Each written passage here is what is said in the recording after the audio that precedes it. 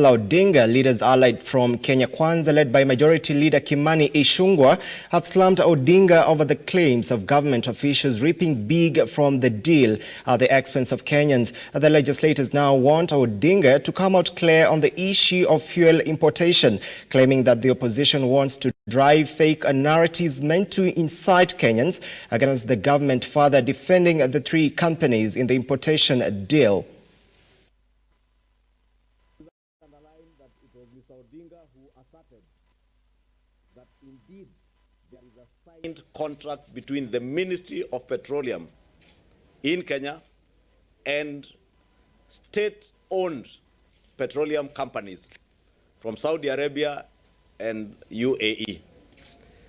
Our question therefore to Mr. Odinga is, what further definition of government to government would this be seeking if a contract signed between a state-owned enterprise in Saudi Arabia and one in UAE and a state ministry in Kenya is not government to government? What then is his new definition of government to government? Because this contract is signed, as he asserted himself, between the state-owned enterprises and the Ministry of Petroleum and Energy in Kenya. Mr. Odinga alleges that the characterization of the oil deal as G2g, or government to government, was meant to shield some 3 Kenyan companies from paying 30% corporate tax. We are here today, Mr. Odinga, to adduce any evidence that any of the 3 companies have not been remitting their taxes, not just corporate tax, but all other taxes that are due from them. We will dare Mr. Odinga to adduce such evidence if what he was saying was not hot air, as we say, and political propaganda.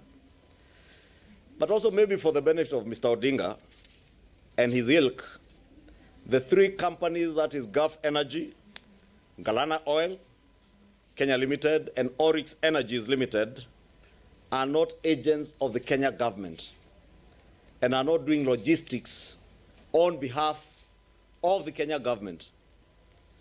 These are agencies or agents appointed by Aramco and ADNOC, the 2 state-owned enterprises in Saudi Arabia and UAE, to act on their behalf to deal with local logistics.